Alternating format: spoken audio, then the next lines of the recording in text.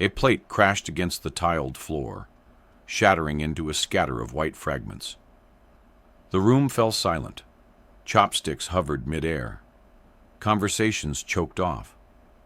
All eyes snapped toward the front counter, where Mina Seo stood rigid, her jaw tight, her hands still, though her pulse hammered in her throat. Across from her sat Jae Myung Kang. He didn't raise his voice. He didn't need to. Power clung to him, the way heat clings to flame. Sharp gaze. A stillness that meant violence could happen at any moment, and no one would be able to react in time. People recognized him immediately, though no one dared speak his name. The Kang Syndicate. The man people whispered about when streets fell quiet at night. Mina breathed slowly, willing her voice not to tremble. You broke it. You'll pay for it. Gasps rippled through the dining room. Her waitress, Ara, placed a trembling hand over her mouth. Jae Myung leaned back in his seat, expression unreadable, like he was studying a curious insect. You call that food?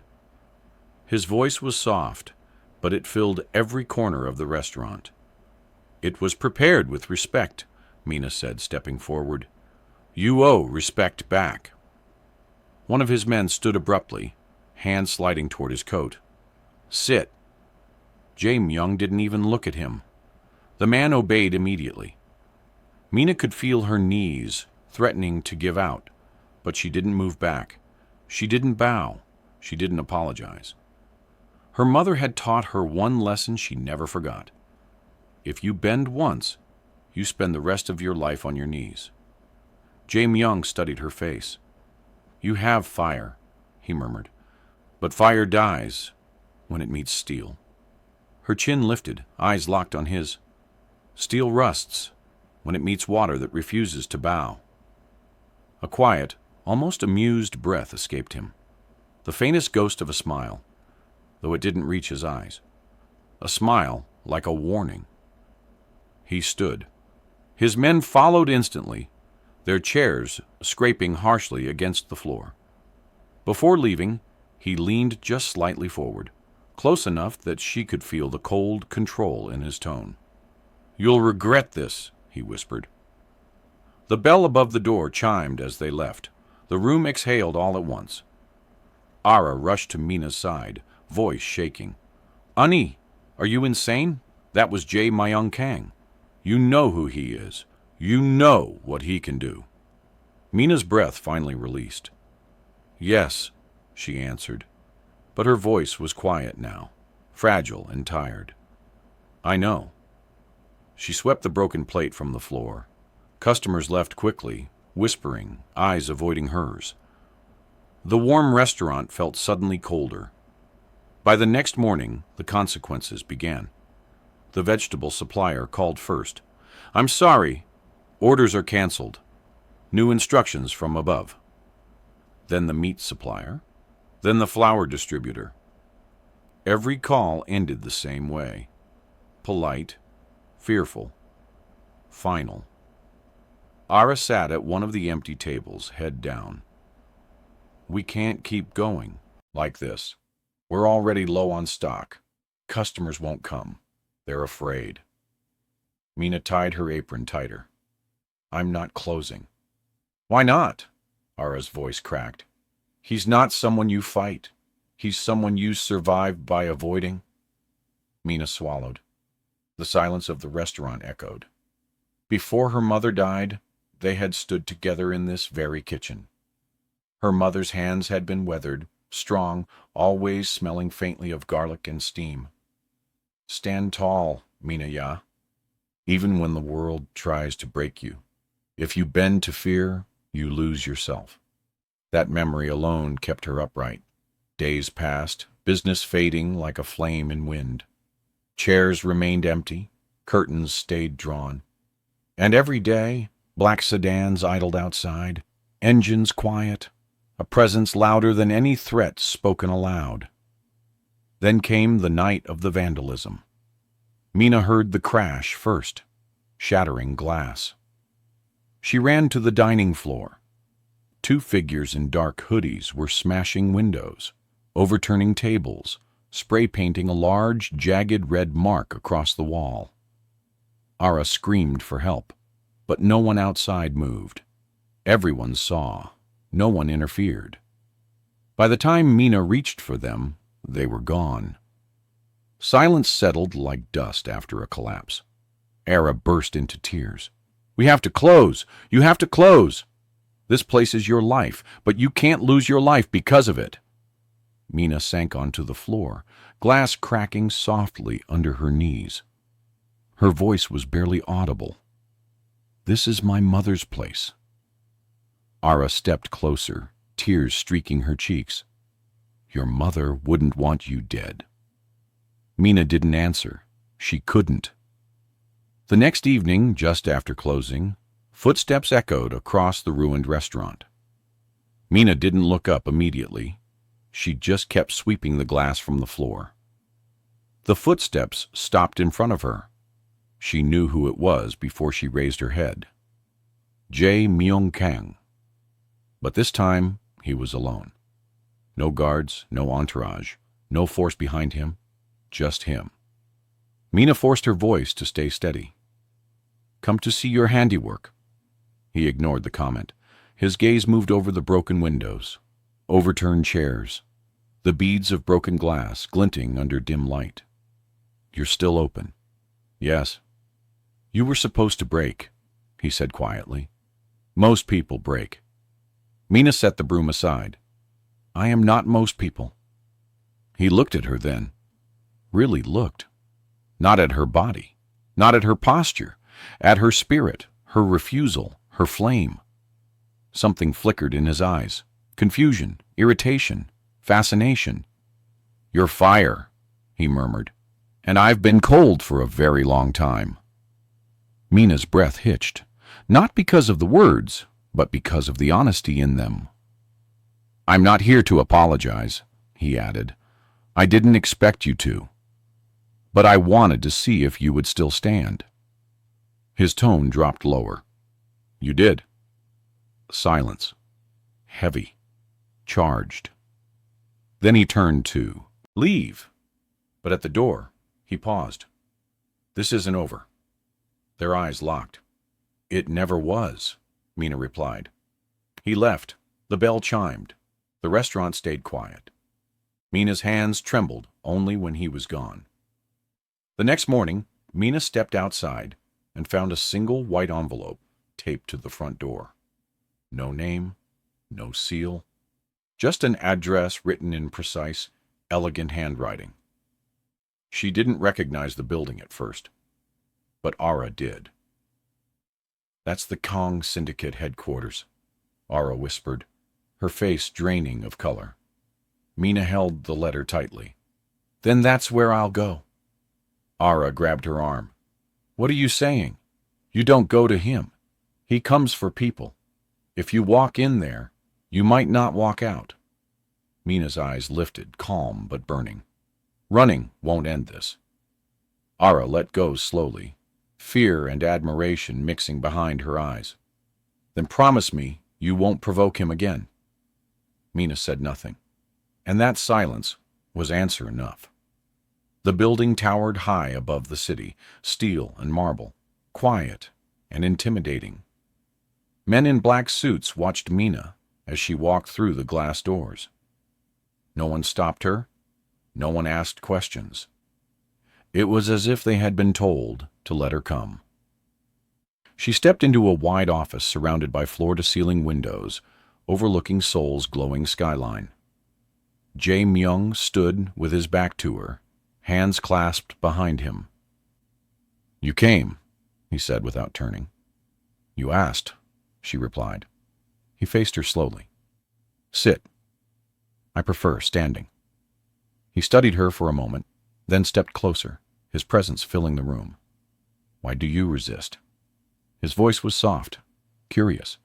"Because you tried to break what matters to me." He didn't argue. "Your restaurant. Your mother's legacy. I know." Her breath stilled.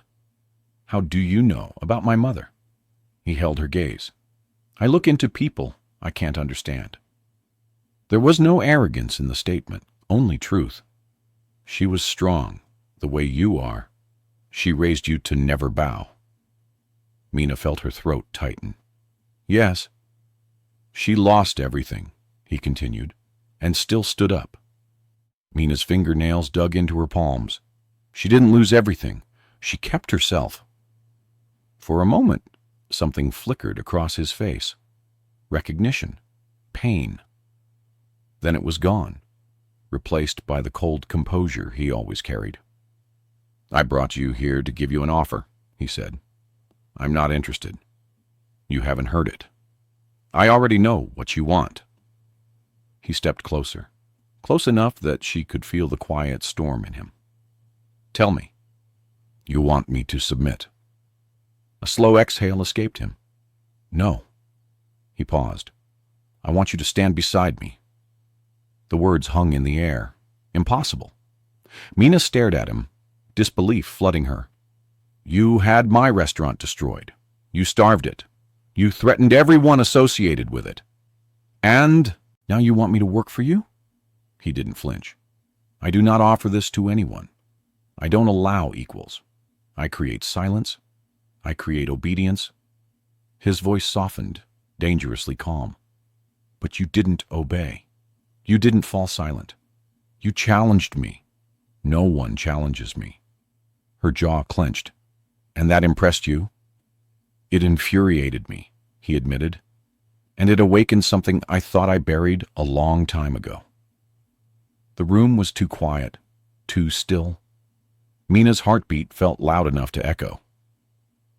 You want control, she whispered. And you want freedom, he replied. Their gazes locked like two blades, sharpening each other. What are you offering? She asked finally. Protection, power, influence, a place where you never have to kneel to anyone again. His voice lowered further. At my side, not beneath me. Mina shook her head slowly. I didn't fight you just to stand next to you like a possession. His eyes flickered.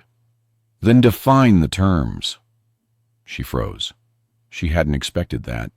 He was not asking her to surrender. He was asking her to choose. Mina let the silence settle before she spoke. If I agree to stand beside you, then the attacks stop. The intimidation stops. My restaurant operates freely. Everyone who helps me is untouched. No fear, no surveillance, no hidden punishments. He listened carefully, unreadable as stone. And, she added, voice firming, you treat me with respect. Not like a symbol, not like a challenge, like a person. His voice was low. Done. Mina blinked. You agreed too fast. I don't negotiate twice, he said. Once I decide, I commit. There was something unsettlingly honest in that statement. Then I have terms too, he added. She braced herself. You don't run. You don't lie. You don't pretend to be weak. If you stand with your full fire. I don't want ash. Mina exhaled slowly. I can do that. He extended his hand. She stared at it. This wasn't surrender. This wasn't defeat. This was a crossroads. She took it. His hand was warm, strong, steady. The moment stretched, shifted, changed something in the air. He didn't smile, but something softened in his gaze. I will take you home, he said quietly. My people will restore your restaurant by morning. Mina nodded once. He walked her to a waiting car. His men watched silently, but for the first time, their eyes were not filled with mockery or threat. They recognized something had changed. Inside the car, silence rested between them, but it was not hostile now. It was charged with possibility. You could have destroyed me, she said finally. Yes. You didn't. No. Why? He looked at her, expression still unreadable. Because destroying you would have been easy. Standing with you will not be. She didn't know how to respond. When the car stopped at her restaurant, the street was quiet. The broken glass was gone. The paint was scrubbed away. Workers were already repairing the windows. She stepped out of the car, and he remained seated. "This is only the beginning," he said. Mina met his gaze. "I know." The car pulled away slowly, leaving her alone in the quiet street. Ara hurried from inside, eyes wide. "What happened? What did he say? Are we safe? Are you okay?" Mina looked at the repaired windows, the new glass shining, the men working in silence. "I think," Mina said softly, "everything is about to change." Ara stared at her, for better or worse. Mina watched the street where the car disappeared. Her chest felt warm, unsteady, alive. "We'll find out." The following week brought changes Mina never expected. Repairs continued day and night. Fresh paint, new lighting, reinforced windows. Word spread fast through the neighborhood. Customers began peeking in through the doorway with curiosity, whispering about the restaurant that had stood against the Kang syndicate and survived. Ara moved around the kitchen cautiously, glancing out the window every few minutes. "I can't believe this is happening. Do we tell people we're reopening?" Mina tied her apron and smiled faintly. "We open tomorrow morning. No announcement, no drama. Just open." Ara hesitated. "And him? Will he come?" Mina didn't answer. She didn't need to. Both of them already knew the answer. He would. Early the next morning, as the sun softened the rooftops with gold, Mina unlocked the restaurant door. The sign read, "Open." The tables gleamed. The place smelled of broth, ginger, and something new. Hope, maybe. Customers trickled in. First a couple who lived nearby, then a group of construction workers. Then an elderly grandmother Mina had known since childhood. They ate quietly, eyes occasionally flicking toward the door, waiting to see if rumors were true. And they were. The bell chimed. Mina looked up. Jae Myung entered, dressed in a charcoal coat, hands tucked in his pockets. He didn't bring guards this time either. Not because he needed to avoid attention, but because he knew he didn't need them here. Ara nearly dropped a tray. Conversations halted for the second time in this restaurant's history. But the atmosphere felt different now. Less fear, more curiosity, confusion, something unspoken. Jae Myung walked to the counter and stopped in front of Mina. "Breakfast," he said simply. Mina nodded. "Sit anywhere?" He chose a table by the window, alone. His posture relaxed but alert, like someone who has learned long ago never to fully rest. Mina served the dish herself, a rich stew with tender slices of beef, cooked slow in broth steeped with herbs. Her mother's recipe. He tasted it without ceremony. Time paused. Then he set down the spoon. "This is the first food I've eaten in years that tastes alive," he said quietly. Mina felt her breath catch, not because of the compliment, but because of the emotions in it. There was something raw behind those words. "Food is supposed to remind you you're human," she replied. He looked at her for a long moment. "I stopped feeling human a long time ago." Before she could respond, the front door burst open. 3 men walked in, rough, loud, unfamiliar. They looked out of place, like trouble that didn't care whose territory it was. One of them slammed his hand on a table. "We heard this place is protected by some big name now," he said, sneering. "Let's see how true that is." Mina's heart tightened. Customers backed away. Ara retreated toward the kitchen. The man grabbed Mina's wrist. "Serve us first. Or maybe we'll—" His sentence ended in a choked sound. because a hand grasped his wrist from behind. Jae-myung didn't stand with aggression. He didn't shout. He didn't need force to make the room freeze. His presence alone shifted the air like a storm front rolling in.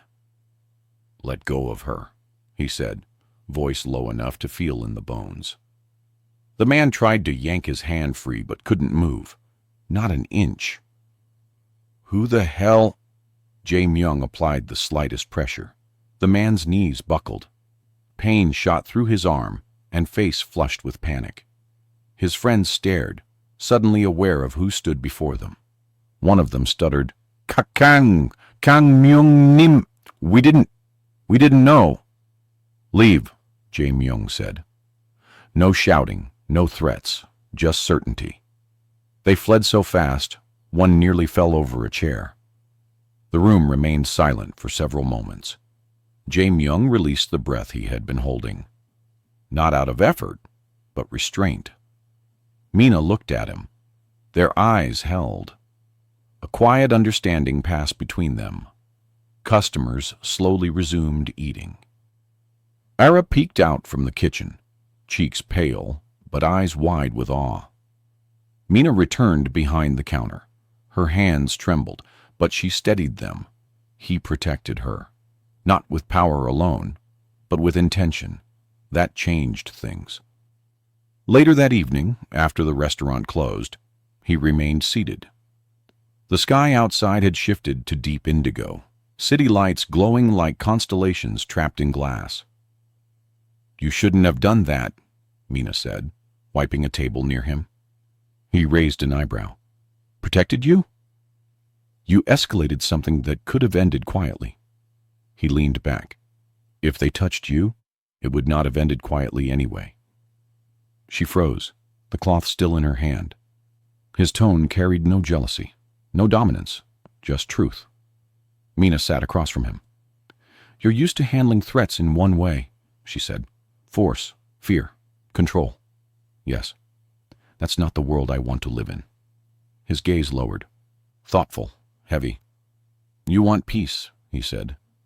"I want peace that doesn't cost someone their soul." He exhaled slowly.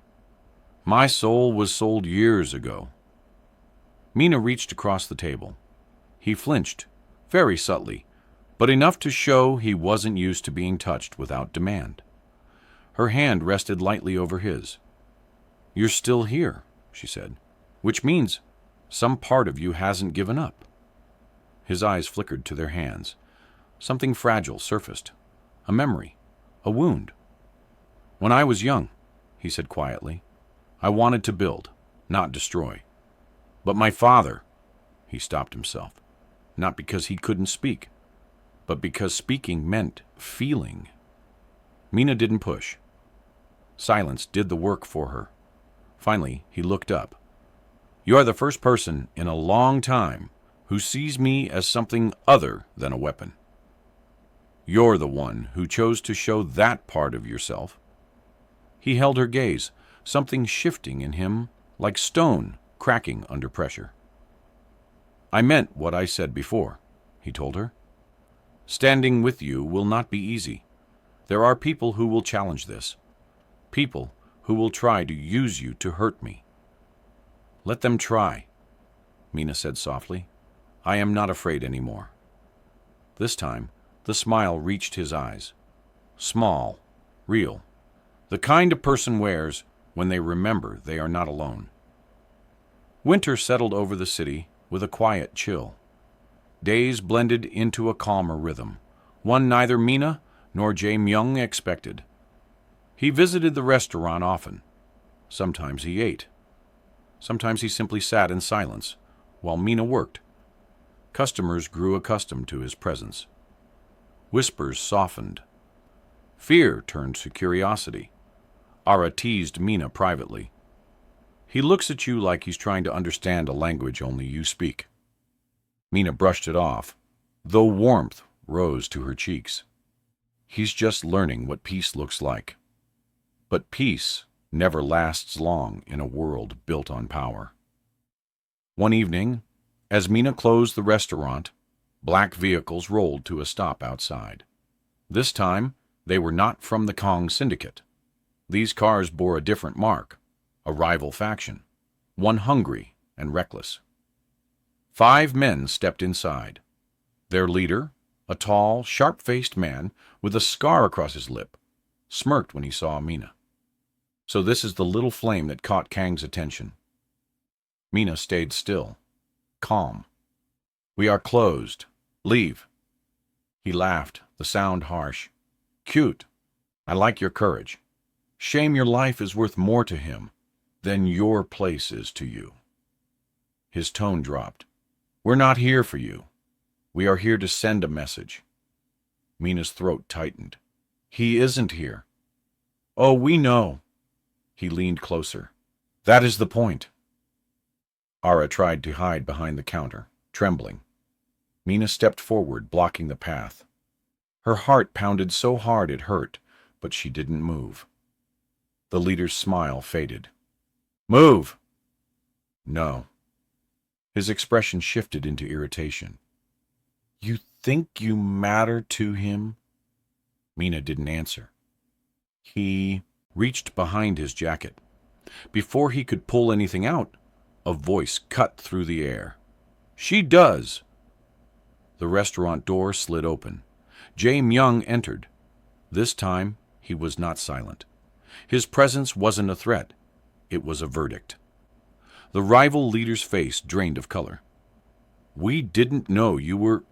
That is the problem, Jae-myung said, walking forward slowly. You do not know. You assume. You gamble with lives that are not yours to touch. The man swallowed. Kang, we don't want war. You brought it when you touched her doorstep. Tension filled the room like a drawn blade. Mina stepped between them before violence could ignite. Her eyes locked on Jae-myung. Not like this. His jaw tightened. They threatened you. Yes, but if you destroy them here, the city will drown in retaliation. Your life will become war again. You said you didn't want that anymore. His breath stopped. Just for a moment. Just long enough to feel the words land where they hit deepest. The rival leader stared in disbelief. She speaks to you like she has power. She does, Jae-myung replied. Silence hit the room like thunder. His men outside stiffened. The rival group froze. Ara stared wide-eyed. The leader lowered his gaze. Then what happens now? Jae-myung stepped forward. Not with rage, with finality. You will leave. You will not return. You will not speak her name. You will not look in her direction.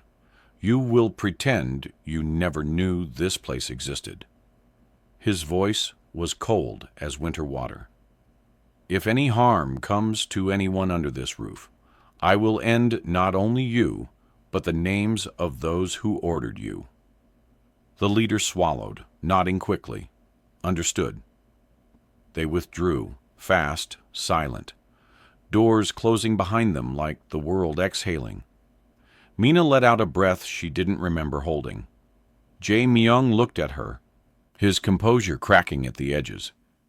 You put yourself in front of them. You were going to destroy them, she said softly. That is what I do. That is what you did, she corrected. You have a choice now. His eyes closed, then opened, softer. Later, when the restaurant was finally quiet, he sat at a table. Mina poured 2 cups of warm barley tea and joined him. He wrapped both hands around the cup, as if grounding himself. You changed the outcome today. No, she replied. You did. You listened. He studied her for a long moment. His voice was low. I am not a good man. Maybe not, she said, but you are capable of good. He let out a slow breath. You make me want to be something different. Mina felt her heart stir, not in fear, not in caution, in recognition. You don't have to become gentle, she said, just human. He looked up, something vulnerable flickering across his face. Can I be both? Yes, she whispered. If you stop believing you are only what the world made you. The distance between them closed slowly, naturally. No urgency, no force. Just two people who had walked through fire and found each other standing on the other side. A quiet warmth filled the space between them.